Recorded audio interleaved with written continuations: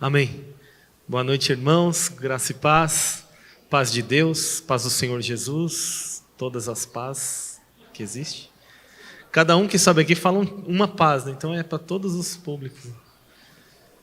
Bem-vindo aos irmãos que estão pela internet também, que o Senhor fale ao seu coração, ajude você a compreender as verdades do amor de Deus, que nós vamos comunicar nessa noite.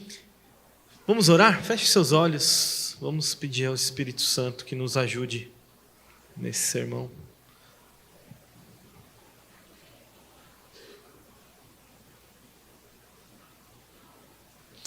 Santo Deus, nós te bendizemos, te adoramos, te amamos. Espírito Santo, nos ajuda em nome de Jesus a compreender a tua verdade, Senhor, a tua palavra em meio, Senhor, as sagradas letras, Senhor. Que o Senhor nos conduza segundo a tua boa vontade, no entendimento, Senhor, daquilo que o Senhor deseja falar e comunicar à sua igreja, Pai, nessa noite. Deus, que os nossos corações estejam abertos, que os nossos ouvidos estejam atentos, Senhor, os nossos olhos, as nossas percepções, que sejamos totalmente afetados pelo Senhor. E esse é o nosso desejo nessa noite, Pai, que o Senhor nos ajude a compreender o teu coração, Senhor. Deus, em nome de Jesus, nós oramos. Amém. Amém. Pode abrir a sua Bíblia no livro de Lucas, no capítulo 6. Nós vamos ler o texto da exposição dessa noite, do verso de número 37 até o verso de número 42. Deixa eu só...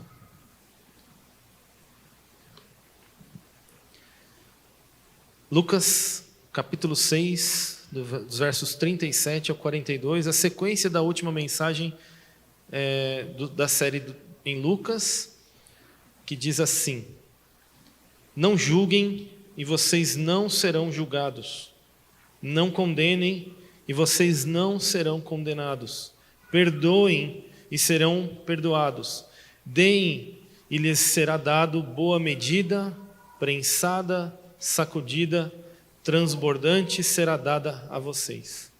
Porque com a medida com que tiverem medido, vocês serão medidos também. E Jesus contou também uma parábola. Será que um cego pode guiar outro cego? Não é fato que ambos cairão num buraco?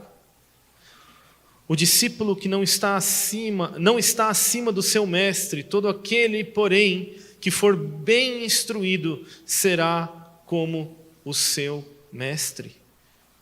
Porque você vê o cisco no olho do seu irmão, mas não repara na trave que está no seu próprio olho. Como você poderá dizer a seu irmão: deixe, irmão, que eu tire o cisco que está no seu olho, se você não repara na trave que está no seu próprio olho? Hipócrita, tire primeiro a trave do seu olho, e então você verá claramente para tirar o cisco que está no olho do seu irmão. Muito bem, é uma sequência aqui do Sermão da Planície. Nós estamos acompanhando o livro de Lucas, e nós há duas mensagens atrás, nós falamos então do início do Sermão da Planície. O que é importante falar hoje é que no versículo 12, dos versículos 12 até o versículo ali 14, é bem importante, durante todo esse sermão, que imediatamente antes de começar esse sermão, Lucas relata o chamado de Jesus dos seus apóstolos, dos seus 12 discípulos. E eu queria ler com os irmãos aqui só para destacar algo muito importante que tem a ver com o sermão de hoje. E faz sentido nós lermos aqui hoje. Versículo 12 do capítulo 6 diz assim: naqueles dias Jesus se retirou para o monte a fim de orar. Passou a noite orando a Deus e, quando amanheceu, chamou a si os seus discípulos e escolheu 12 entre eles, aos quais deu também o nome de apóstolos. Simão, aqui acrescentou o nome de Pedro, André, seu irmão, Tiago e João, Felipe, Bartolomeu, Mateus e Tomé, Tiago, filho de Alfeu, Simão, chamado Zelote, Judas, filho de Tiago, e Judas Iscariotes, que se tornou o traidor. Uma das coisas importantes que está no texto de Marcos, capítulo 3, versículo 13 em diante, que é a mesma narração do chamado aos discípulos, é que é um destaque importante nesse chamado de Jesus, é que os discípulos de Jesus, que também foram nomeados apóstolos, têm uma conotação de envio, né? Que eles seriam enviados. Então não é só o aluno que aprende de Jesus, mas também que é enviado como aquele que vai transmitir esse ensino a outros.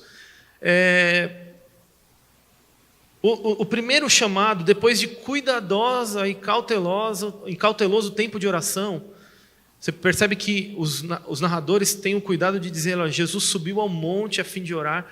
Ele relata que Jesus havia passado a noite toda orando, e houve muita cautela nesse processo e muita oração. Ele é regado desse ambiente de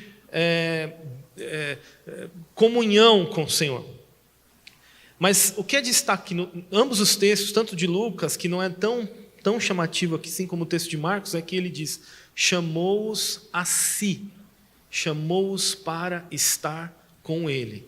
Meus irmãos, o centro desse sermão da planície, o que se segue é que Jesus resume os principais ensinos aos seus discípulos, aqueles que foram chamados com o primeiro chamado, de estar com ele. Antes de serem enviados, antes de serem apóstolos, eles foram chamados a estar com Jesus. Esse chamado é muito importante, porque a gente acaba, às vezes, passando por cima desse pequeno detalhe. E o que se segue no Sermão da Planície, né, obviamente, que nós estamos tratando há 2 mensagens no livro de Lucas, são os ensinos de como, estando com Jesus, os discípulos e apóstolos, que foram então esses alunos e aqueles que seriam enviados, deveriam parecer, como eles deveriam se comportar, como eles deveriam agir, quais seriam os seus comportamentos, quais seriam o ensino desse rabi, desse mestre Jesus aos seus discípulos.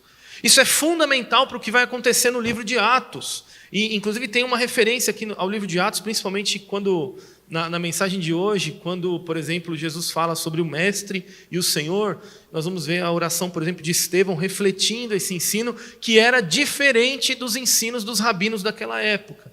Então, o que é importante? Nós entendermos que Jesus já havia falado para eles sobre as bem-aventuranças e os ais. Bem-aventurados são vocês os pobres, bem-aventurados são vocês os que têm fome, bem-aventurados vocês são os que choram, bem-aventurados são vocês que quando pessoas os odiarem, os expulsarem, enfim, ele vai falando das bem-aventuranças, dos ais. Ai de vocês os ricos, ai de vocês os que agora são fartos, ai de vocês os que agora estão rindo, ai de vocês quando todos os elogiarem, ou seja, os opostos das bênçãos de Deus, que precisavam ser refletidos e refutados nas nossas vidas. Na outra mensagem nós falamos sobre o amor aos inimigos. É muito difícil o ensino de Jesus nesse aspecto, e algumas das respostas que surgiram, das perguntas que surgiram nesse texto, talvez sejam respondidas no sermão de hoje. Mas Jesus, ele encerra essa primeira metade do ensino dele, principalmente da planície aqui agora, com o versículo de número 36. Não julguem sejam misericordiosos, como também é misericordioso o Pai de vocês. Irmãos, não existe outro objetivo na nossa vida cristã que seja maior do que nós nos parecermos com Jesus. Nós fracassaremos aqui na comunicação do Evangelho aos irmãos, na exposição do texto bíblico aos irmãos, se nós formos reconhecidos, por exemplo, como uma igreja de eventos, como uma igreja de pessoas famosas, como uma igreja que prega bem a palavra de Deus, como uma igreja acolhedora, como uma igreja amada, como uma igreja que ama, como uma igreja que abraça. Seria inútil sermos reconhecidos dessa forma, se nós não formos reconhecidos ultimamente, especificamente, como aqueles que se parecem com Jesus, que são iguais ao seu Pai Celestial que está nos céus. Esse é o alvo da nossa mensagem, irmãos. Nós não estamos aqui para implantarmos um reino pessoal, onde a marca Livres Church deve ser mais aclamada do que e reconhecida do que nós, na nossa convivência, nos parecermos com Jesus. Se nós formos reconhecidos por qualquer uma dessas coisas, nós fracassamos. Sejam misericordiosos, como também é misericordioso o Pai de vocês. A transformação daqueles que foram atingidos pela graça de Jesus, pelo amor de Jesus, pelo Evangelho de Jesus, muda as nossas origens, as nossas essências. É sobre esse assunto que Jesus está falando com os seus discípulos. Os seus discípulos, os seus alunos, aqueles que seriam enviados como aqueles que ensinariam o Evangelho a todas as nações, dessas 12 novas tribos de Israel, esses 12 novos discípulos, que são aqueles que espalhariam o Evangelho para todo o mundo, aqueles que fizeram esse Evangelho chegar até nós, acrescentando também o apóstolo Paulo. Esses homens precisavam ser marcados com uma característica: eles se parecem com o seu mestre. Eles agem conforme age Jesus. Se tem uma pergunta que deveria ocupar as nossas devocionais, que muitas vezes, irmãos, assim, desculpa dizer isso, mas muitas vezes até a nossa devocional pode se tornar um ídolo para nós. Pode se tornar uma manipulação barata de fraudulenta do que nós estamos fazendo com Jesus, para termos assim apenas um certo afago das nossas culpas ou das nossas frustrações, e não estarmos nos relacionando de fato com Jesus, quem Ele é. Havia uma preocupação tão grande, né, com essa expressão do que seria a importância de nos parecermos com Jesus, que escreveram-se o didaquê, né, que é comumente falado, né, que é uma regra de como os apóstolos se comportariam, né, é um material paralelo às Escrituras. Se você lê esse didaquê, é muito interessante, por exemplo, que você vê lá que um apóstolo, para ser considerado um apóstolo, um enviado de Jesus, ele não podia se hospedar mais do que 3 dias numa casa, por exemplo. Era uma usufruir, sabe, fraudulosamente, às vezes, sabe, vai numa casa, encosta lá e fica encostado lá e comendo, bebendo, é o apóstolo, né, e tal. No didaquê tinha uma referência sobre isso. Por quê? Porque isso não se parece com Jesus, não se parece com o caráter de Jesus. Jesus não faria isso. E isso deve ocupar o centro das nossas ações, enquanto nós estamos falando de um assunto tão delicado aqui, né? Tão complexo. E, de fato, muitas pessoas erram quando olham para esse desenvolvimento que nós vamos falar hoje, nós vamos expor hoje. Muito bem. Há 2 ordens aqui negativas e há 2 ordens positivas no texto que se segue. De fato, Jesus está dando ordens aqui, irmãos. Ele está falando no modo imperativo, na forma imperativa. E é bem interessante que, como esse sermos misericordiosos, como Deus é misericordioso, é como se fosse uma pirâmide. Ela começou lá no versículo 27, digo, porém, a vocês que me ouvem, amem os seus inimigos, façam bem aos que os odeiam, aos que odeiam vocês. Nós falamos um pouco sobre isso no sermão passado. Ele também agora é a descida desse final do sermão da planície. O pico desse ensino é: sejam misericordiosos, como também é misericordioso o Pai de vocês. E aí então Jesus diz: não julguem, e vocês não serão julgados. Meus irmãos, se nós pudéssemos dizer uma palavra que definisse essa passagem aqui de Jesus, seria liberdade. Liberdade é o que nós estamos falando aqui, sobre o que Jesus está falando aqui, de como Deus nos trata. E, como de costume, para se evitar falar o nome de Deus aqui, muitos teólogos dizem que se confunde um pouco quando ele fala: não julguem, vocês não serão julgados, e se seria um julgamento dessa terra, ou se seria um julgamento de Deus. Mas, obviamente, que Jesus não está falando explicitamente para nós não julgarmos, porque a vida é feita de julgamentos, você faz muitas escolhas, definições, então nós estamos todo o tempo avaliando coisas. A questão é o que exatamente Jesus quis dizer aqui.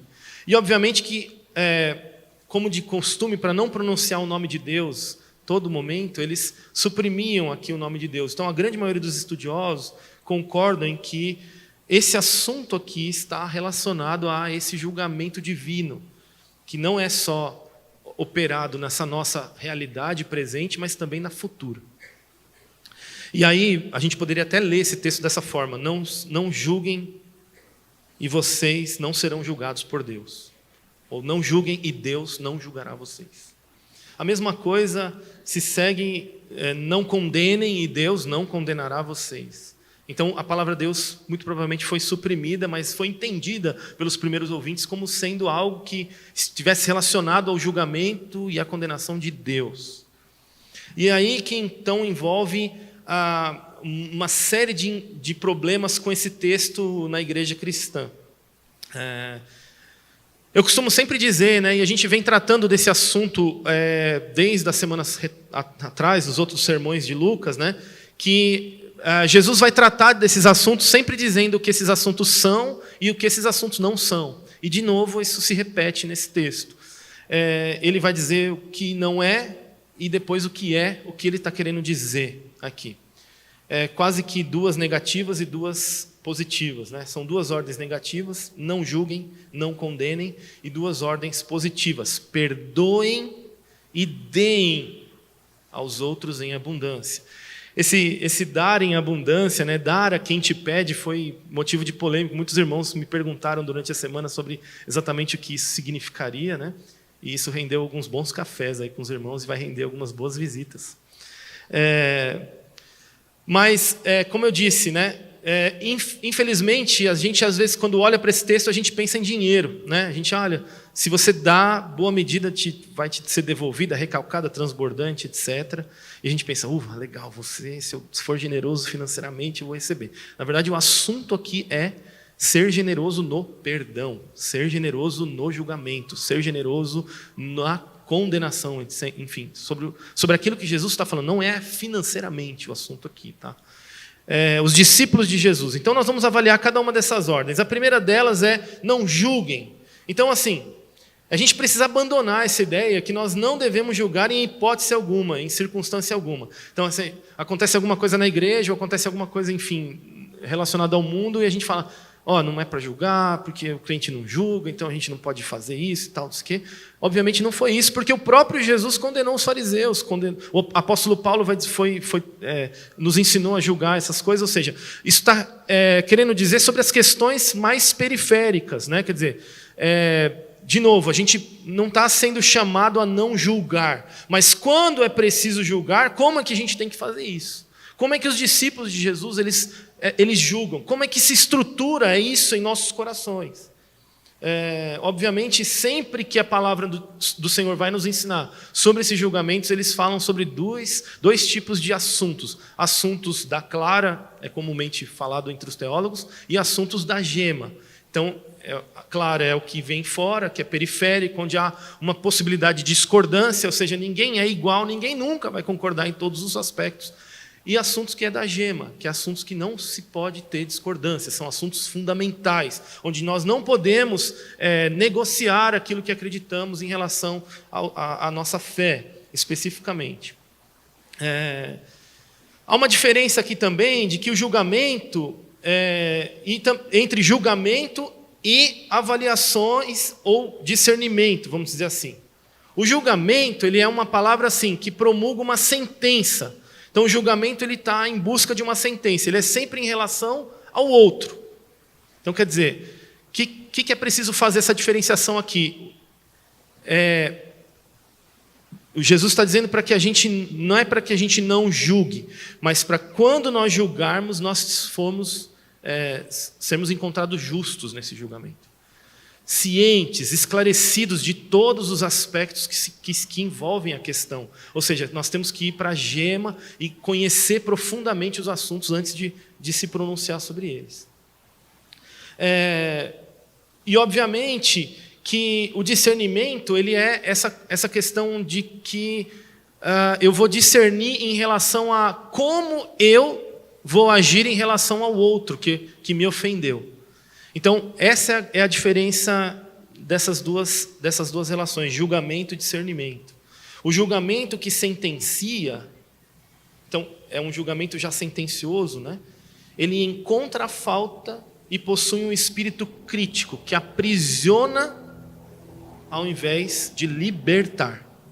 Então, veja que o centro do ensino de Jesus com relação a isso, não julguem e Deus não julgará vocês, é que mais ou menos está relacionado especificamente com o perdão.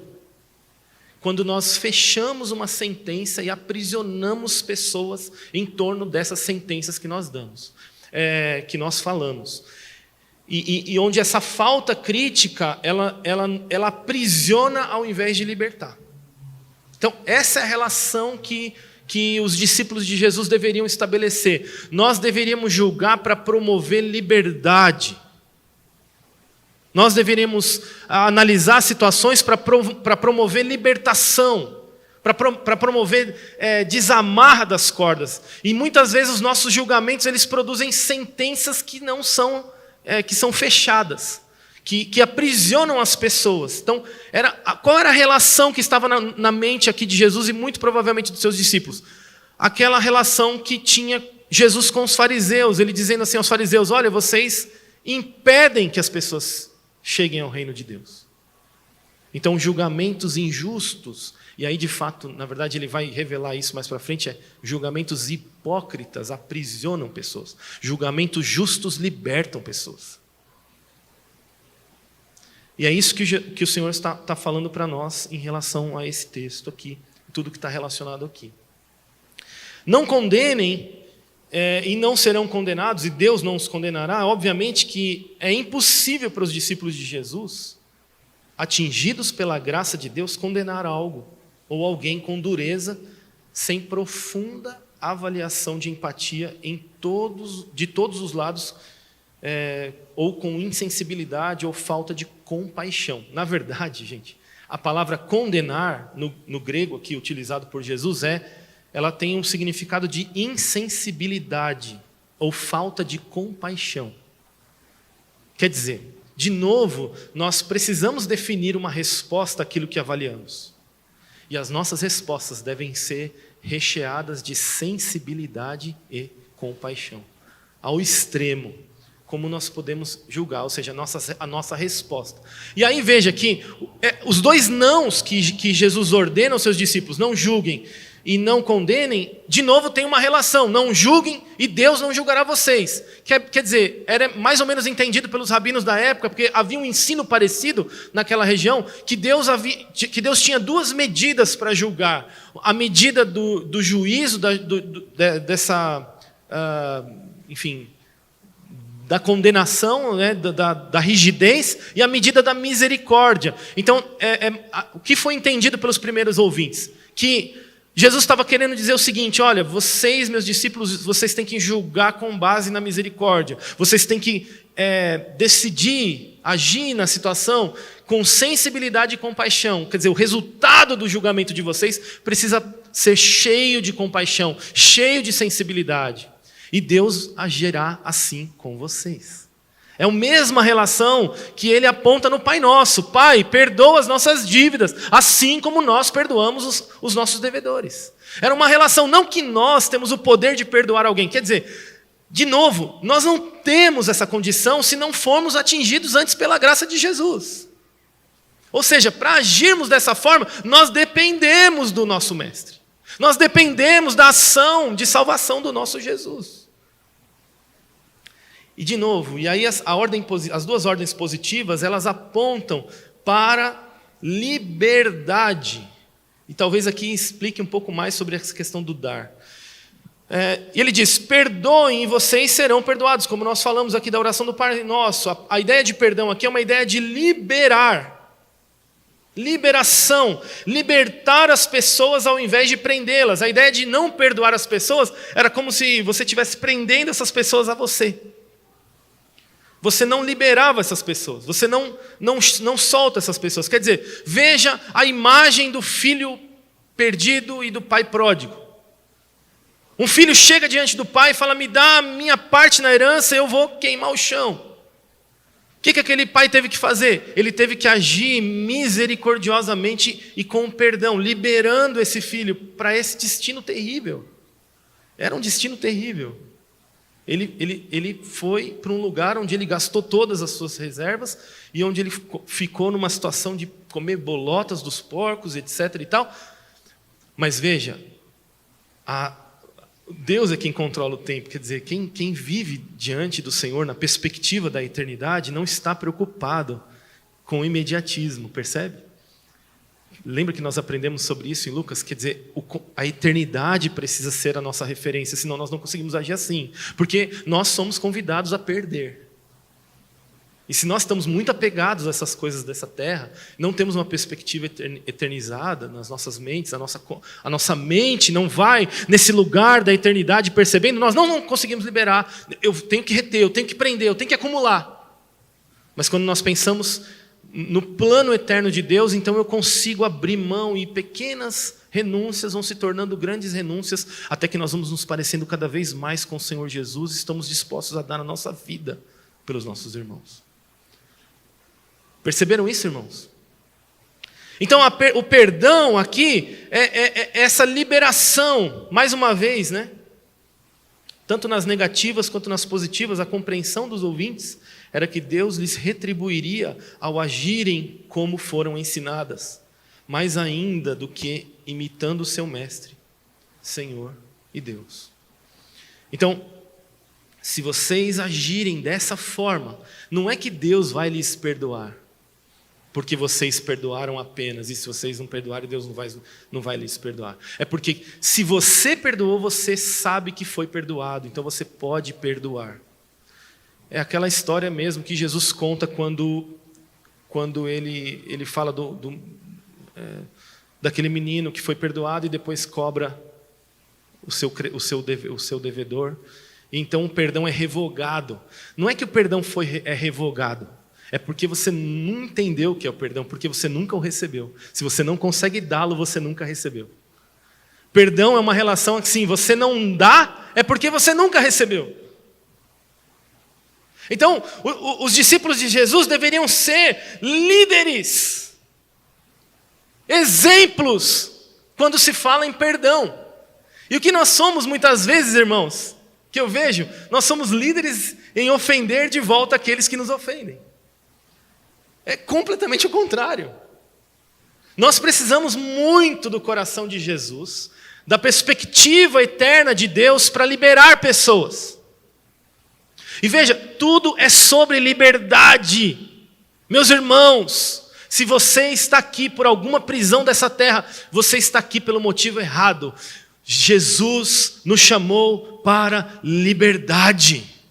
Os ensinos de Jesus não nos aprisionam, eles nos liberam. E quando nós renunciamos e morremos por amor a Cristo, isso é liberdade. Nós estamos libertos do mamon, nós estamos libertos desse tempo, nós estamos libertos da influência daquilo que são as coisas desta vida. Então nós cremos profundamente na graça que nos alcançou e podemos perdoar aqueles que nos ofendem. E então Jesus dá a quarta ordem positiva: deem e será dado a vocês. Aqui ele usa um exemplo para dizer como que seria essa retribuição. Veja, de novo, parece que é algo para frente, mas é algo que já aconteceu nos seus discípulos. Parece que assim, eu perdoei, então eu vou receber. E aqui são duas figuras aqui, né? Obviamente parece com essa ideia de Lucas 30, se você for lá no Lucas 30, que nós falamos há 2 sermões atrás, ele vai dizer, dê a todo o que lhe pedir alguma coisa, e se alguém levar o que é seu, não exija que seja devolvido. E aí a regra de ouro, obviamente, né? Ele vai falar de novo a regra de ouro lá no fundo, né? E ele repete isso aqui, né? Porque ele fala assim, olha, porque com a medida com que tiveres medido, vocês serão medidos também. Quer dizer, ele está querendo dizer que se nós estamos medindo com dureza, se nós estamos medindo com rigidez, se nós estamos medindo com aprisionamento, se nós estamos medindo com opressão, é porque nós não fomos libertos pelo Evangelho de Jesus. Se nós fomos libertos pelo Evangelho de Jesus, nós vamos medir com misericórdia. Nós vamos medir com base em que nós estávamos mortos e Jesus nos deu vida, estando ainda nós mortos em pecados. Ele nos amou, sendo nós ainda pecadores. Quer dizer, nós não nos fomos transformados em belas pelúcias, em belas luzes para que Deus nos amasse. Ele nos amou numa condição deplorável. Por isso ele nos convida à misericórdia. Eu ensinava aos irmãos em Efésios hoje que a essência do que o apóstolo Paulo quer dizer em Efésios capítulo 5, quando ele diz, sejam imitadores de Deus como filhos amados, concorda com esse assunto aqui. Que o que Deus está pedindo para nós no Evangelho? Que nós simplesmente ajamos com os outros como Ele agiu conosco. Quer dizer, se eu não ajo com o outro como Deus agiu conosco, então eu não experimentei a ação da graça de Deus na minha vida. Por isso eu questiono a conversão de muitos dos nossos irmãos, de muitos dos meus líderes anteriormente, de muitos dos meus discipuladores, até a minha conversão. Porque como é que eu não consigo agir como Deus agiu comigo? Eu contei uma experiência que nós tivemos como família, e é bem interessante esse processo, não é? Eu vou contar essa história, eu queria saber como é que você se sente. Imagina que você... Gente, vocês gostam de macarrão com frango aqui? Quem gosta de macarrão com frango assado? Macarrão com frango assado de domingo, quem gosta aqui? Olha, é padrão São Paulo, né? Padrão. E nós havíamos acolhido 2 adolescentes do Piauí, na nossa casa, num processo de guarda. E na nossa experiência foi o seguinte, vamos fazer o melhor macarrão com frango da nossa vida para eles, quando eles chegarem na nossa casa. E nós fizemos o melhor macarrão com frango da nossa vida. Vários molhos, estava assim uma mesa posta, maravilhosa. E quando nós oferecemos isso a eles, eles disseram, nossa, que comida ruim.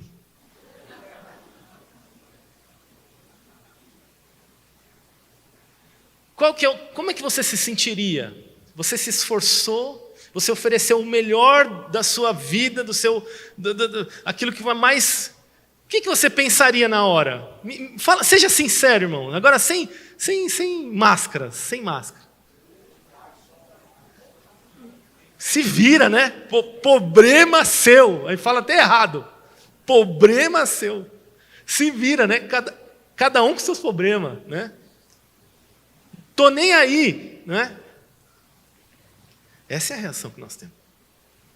E eu tive essa reação, irmãos. Eu fiquei assim, eu fiquei indignado. Eu disse que, gente, nós estamos fazendo isso. E aí eu fiz uma lista de direitos. Eu falei aos irmãos hoje à tarde, fiz uma lista de direitos, coloquei lá, falei, ó, está aqui, Senhor, 10 tratados aqui, como eu me senti aqui. E qual foi a devolutiva de Deus? Esse texto. Eu fui ler esse texto, não estava entendendo o que Deus estava querendo falar comigo. E eu entendi que Ele estava dizendo, por meio desse texto, ao meu coração, você é insensível. Essas crianças foram rejeitadas 10 anos da vida delas. Você não pode suportar uma rejeiçãozinha por amor a elas?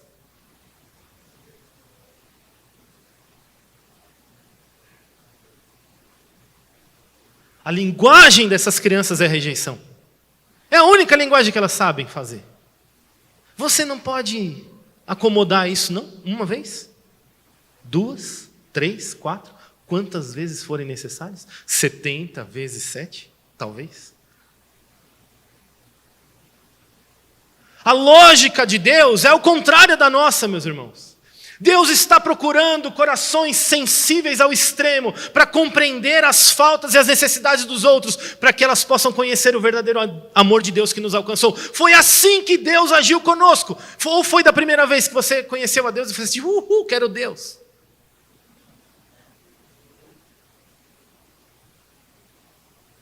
E Deus não foi paciente com você dia após dia, semana após semana, anos após anos, experimentando a sua vida, trazendo você com cordas de amor, até que você percebesse o grande amor e que você fosse reconhecido numa filiação, numa grande família, e percebesse a graça abundante que alcançou você, mesmo sendo pecador imundo que você é e eu sou.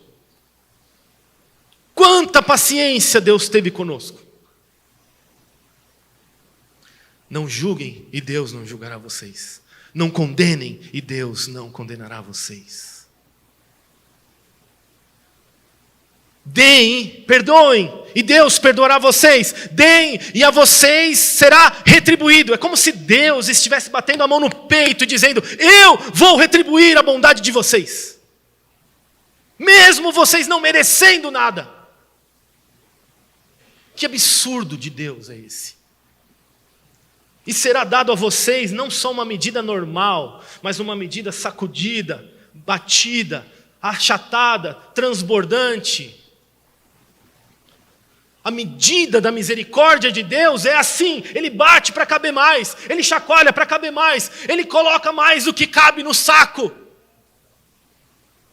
Ele anda 2, 3, 4, 5, 6, 7 mil milhas, se for necessário para encontrar você. Não há distância que o amor de Deus não possa encontrar você. Não há distância para o pecador afastado, distante de Jesus, que ele não possa alcançar.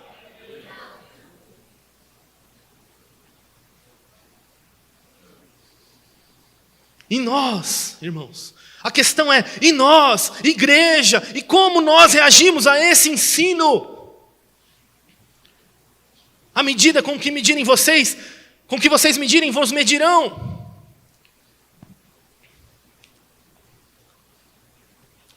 Após isso, Jesus encontra 3 exemplos, 3 histórias, 3 parábolas que confirmam essas verdades que ele comunicou nos versículos anteriores. O primeiro, como eu disse, nós temos que ser líderes, exemplos no perdão. Jesus diz no versículo 39, como é que um cego pode guiar outro cego? E o que ele está querendo dizer em outras palavras, irmãos? Todos os exemplos que aqui estão sendo utilizados são exemplos de hipocrisia. Jesus está nos convidando para uma vida de verdade, uma vida de tirar as máscaras e viver a verdadeira vida com Jesus. É hipócrita um cego querer guiar outro cego. No entanto, cada uma dessas verdades, dessas histórias, aponta para um princípio, para um ensinamento sobre aquilo como devem viver os discípulos de Jesus. A pergunta seria essa: nós estamos aptos para guiarmos outros? E quais são os assuntos próximos aqui? É quase que se Jesus estivesse falando isso aos seus discípulos. Vocês estão aptos para guiarem outros à pobreza de espírito? Vocês estão aptos para guiarem outros à fome de justiça? Vocês estão aptos para guiarem outros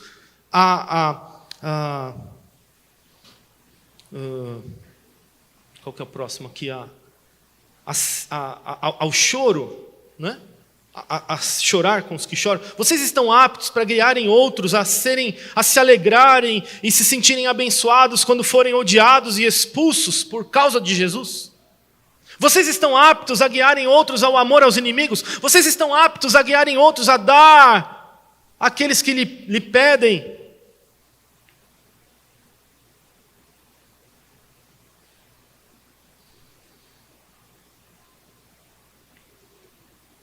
Eu pulei aqui uma informação importante, que quando ele fala sobre dar,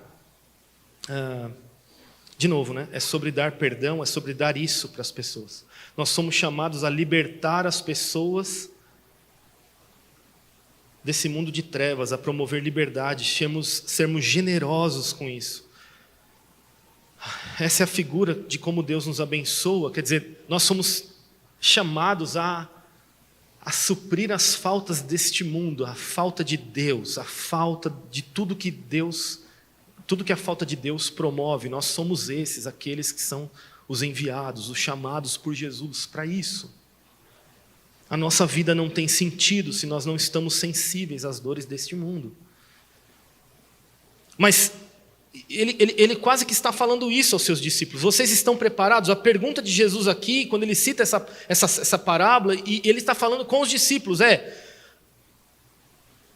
estamos prontos para guiarmos pessoas por esses assuntos? Jesus estava plenamente pronto. E é muito interessante que aqui Jesus estabelece uma relação com seus discípulos. E essa primeira história aponta para o caráter do ensino. Eu não posso ensinar alguém a ver se eu mesmo não vejo.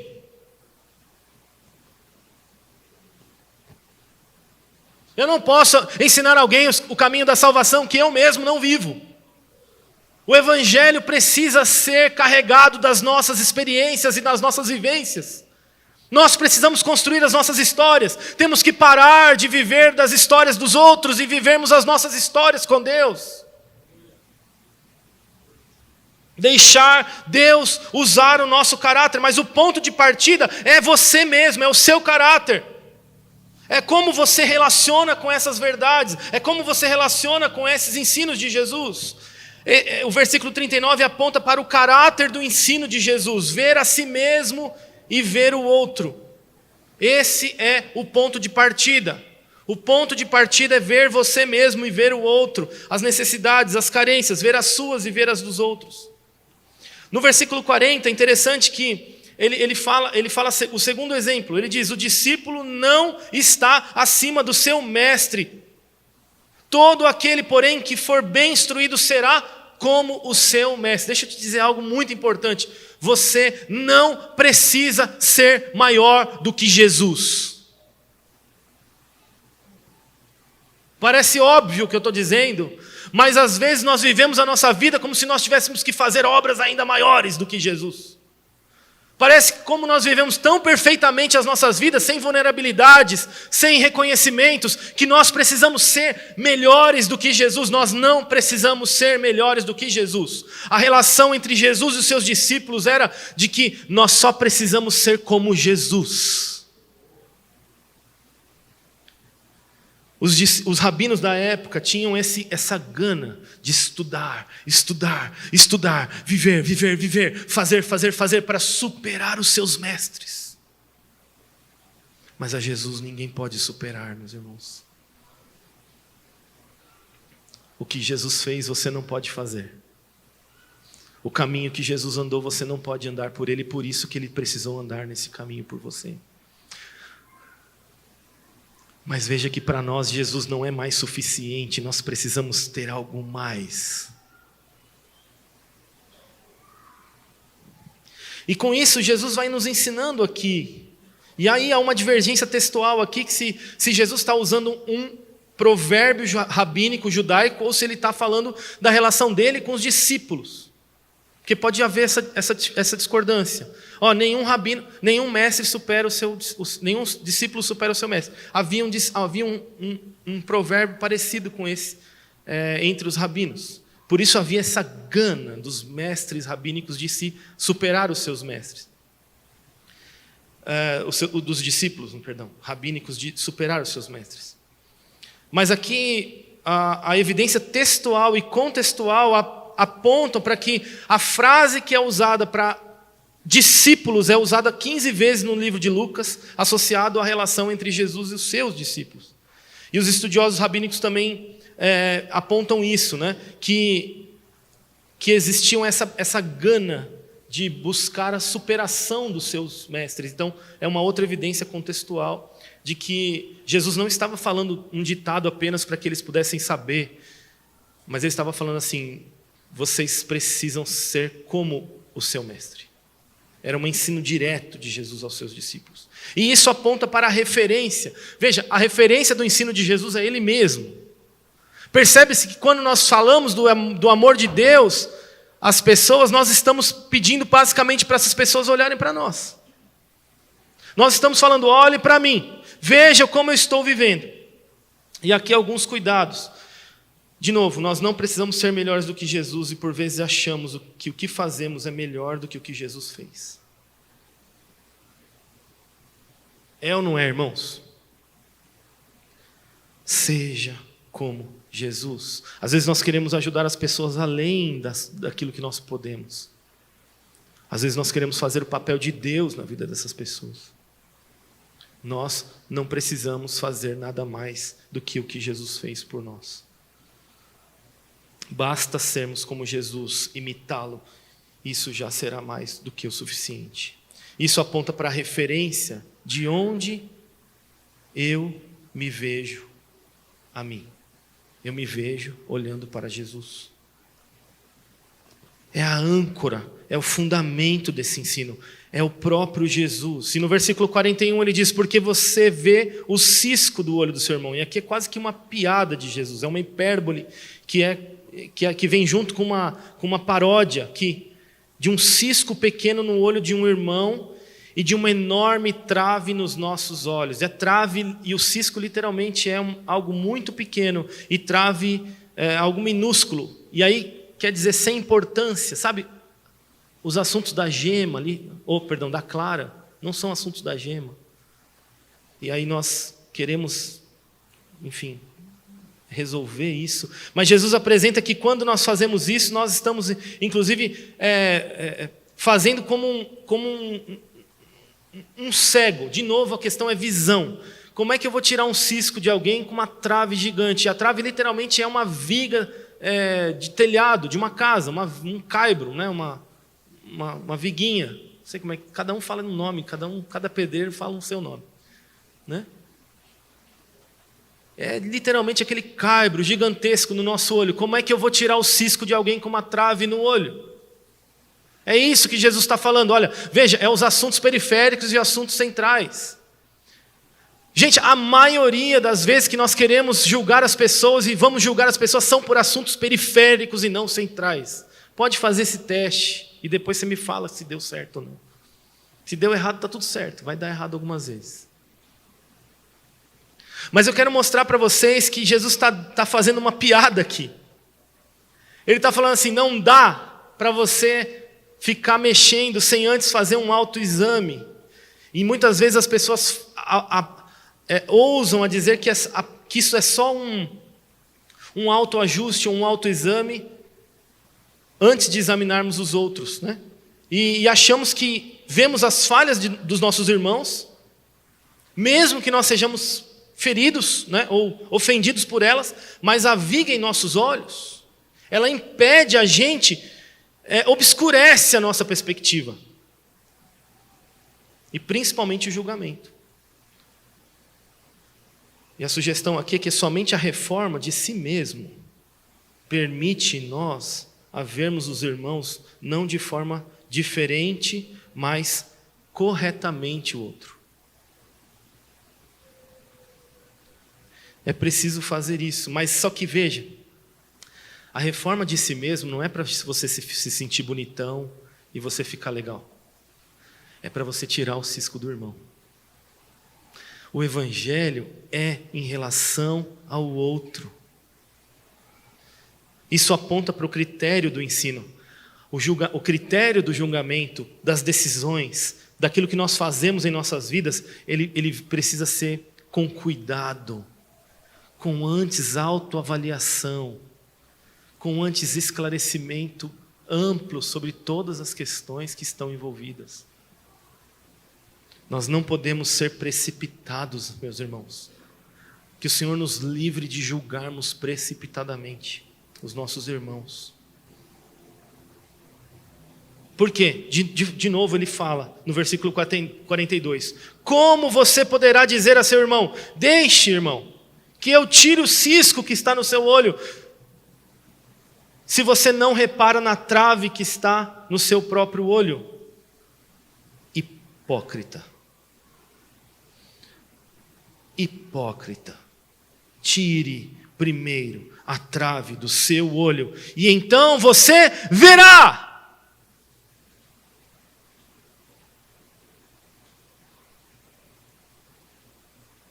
É sobre visão, não só verá, mas a Bíblia diz, verá claramente. Se você não vê claramente, meus irmãos, é porque tem uma trave no seu olho.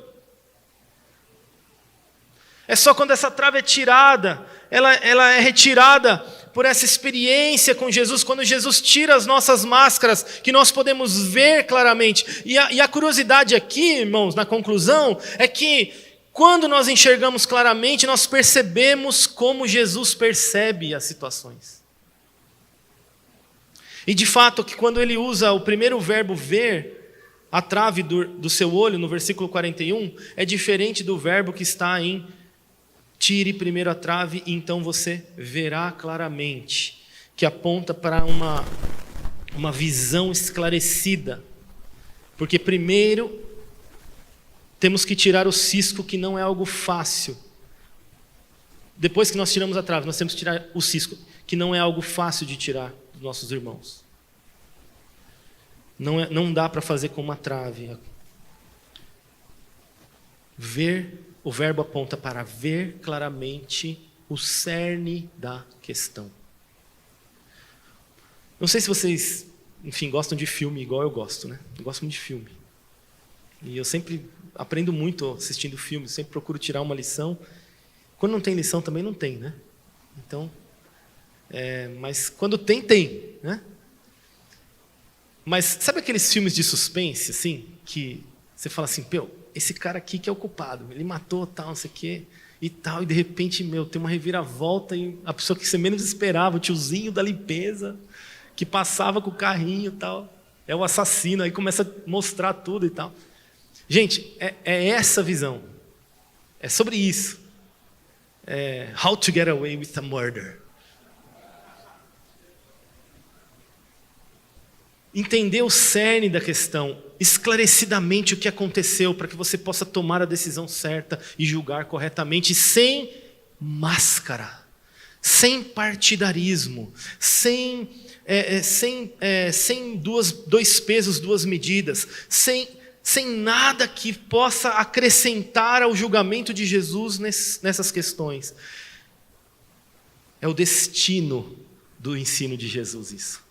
O destino desse ensino é libertar as pessoas. Quando nós, os cristãos, julgamos como Jesus, nós libertamos as pessoas. Porque quando nós encontramos o cerne da questão, e eu termino aqui, nós vamos aprender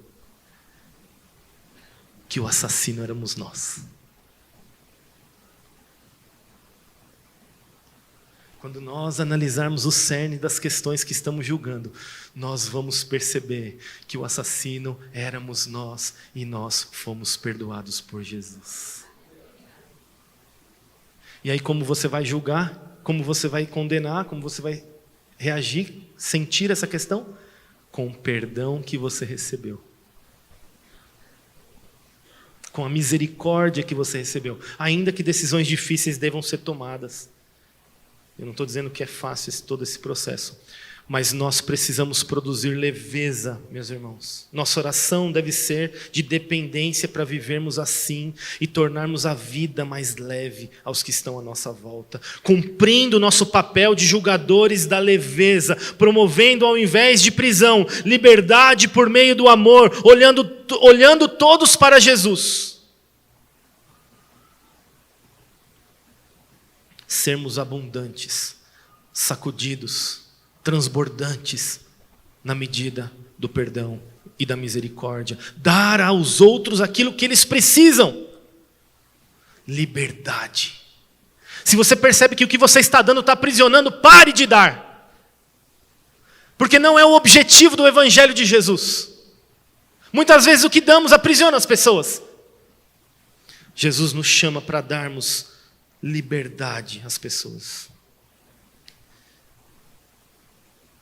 Nós precisamos de mais paciência, meus irmãos, a julgar os outros com mais misericórdia e perdão. Precisamos de mais generosidade ao oferecer misericórdia e perdão ao invés de condenação e sentenças. Precisamos de nos parecermos mais com Jesus. Ele julgou os fariseus e julgou retamente, porque eram hipócritas. Eles estavam impedindo as pessoas de entrar no reino de Deus. Mas ele julgou com retidão, porque ele estava abrindo o reino de Deus para todos aqueles que podiam entrar nele.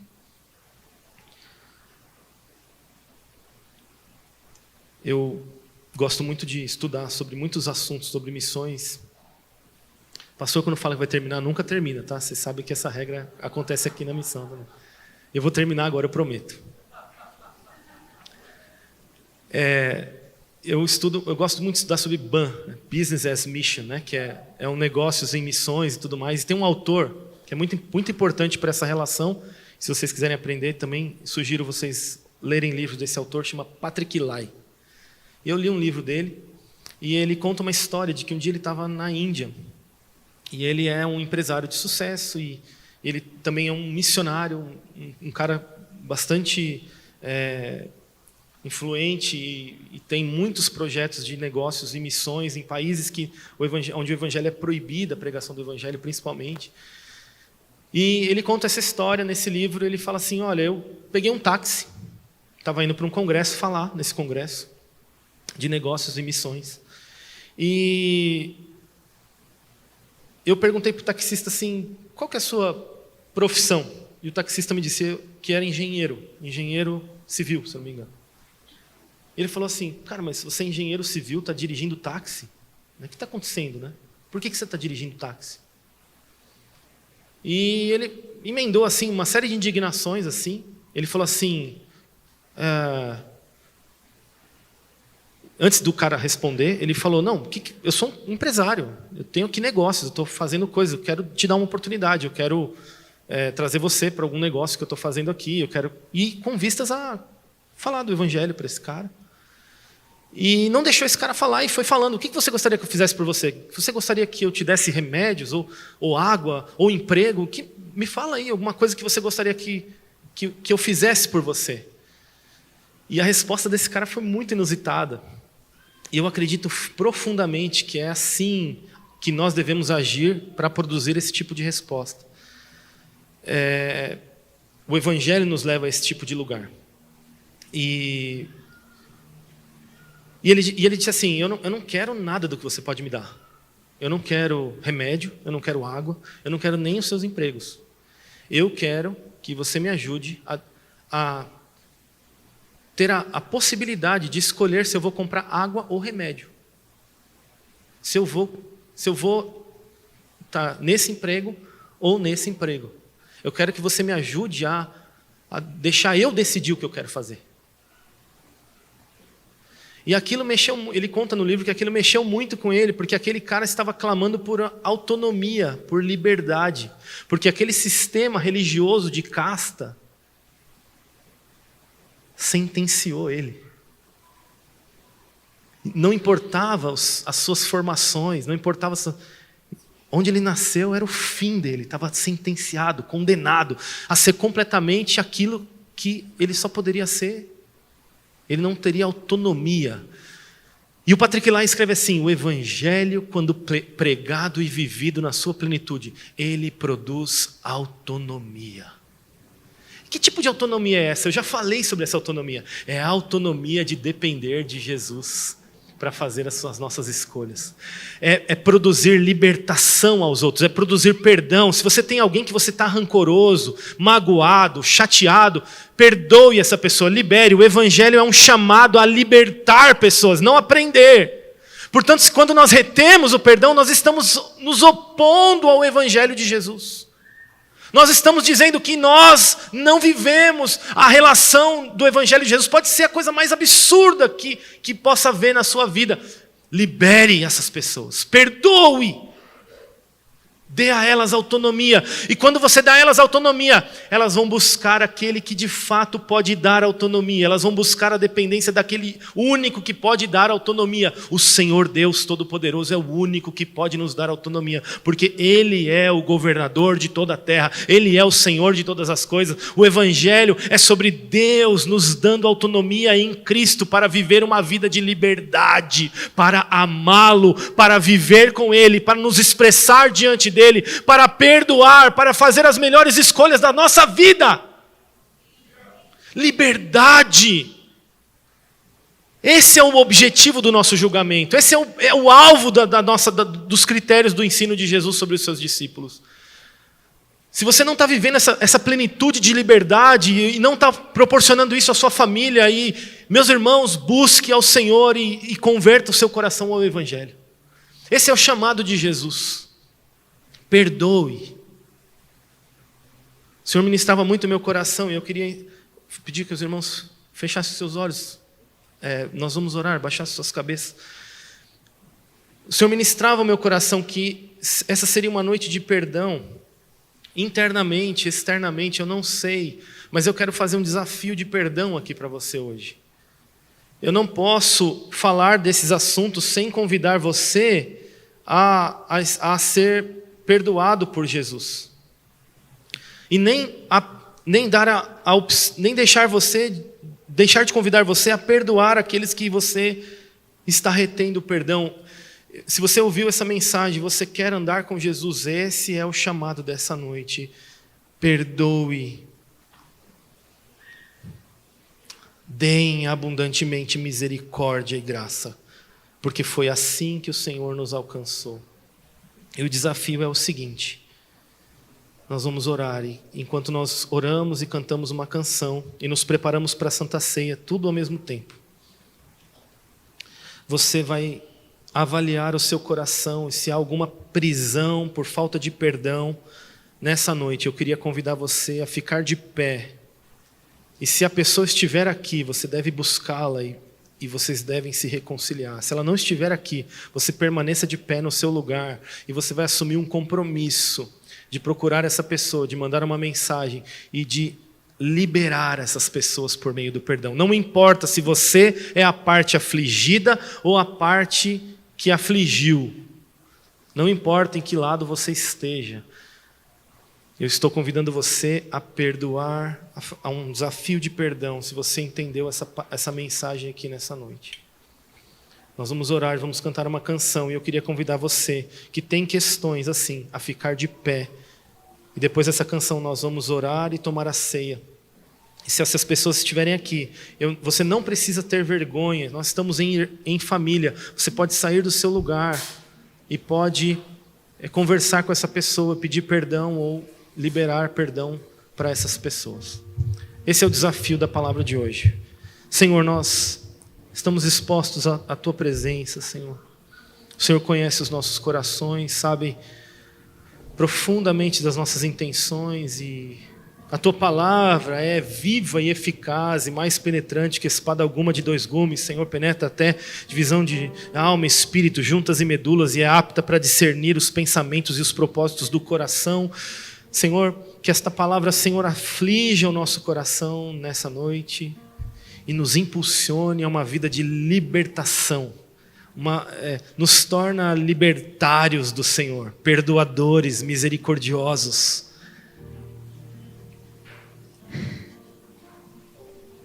Que sejamos uma comunidade misericordiosa, Senhor. Que sejamos abundantes, sacudidos, recalcados, batidos, transbordantes no perdão, no amor aos inimigos, nos julgamentos que promovem liberdade, Senhor, nas conversas claras e recheadas do Teu amor, cheias de sensibilidade e percepção completa, Senhor. Que sejamos uma igreja sem máscaras, Senhor, segundas conversas e segundas intenções. 2 pesos e 2 medidas, Senhor. Nos livre disso, Pai. E o desafio aqui é muito simples. É sondarmos o nosso coração e ver se há em alguma raiz de amargura, Senhor, que precisa ser liberada, Senhor. Alguma pessoa, alguma situação que precisa ser liberada, Senhor. Nós queremos fazer isso essa noite, diante do Senhor, diante da mesa do Senhor, da qual nós nos preparamos, Senhor, agora. E o desafio é nós nos posicionarmos, Senhor, radicalmente, a perdoar aqueles que nos ofendem, ou aqueles que nós ofendemos, a pedir perdão, a liberar misericórdia, Senhor, para aqueles que nos afligem.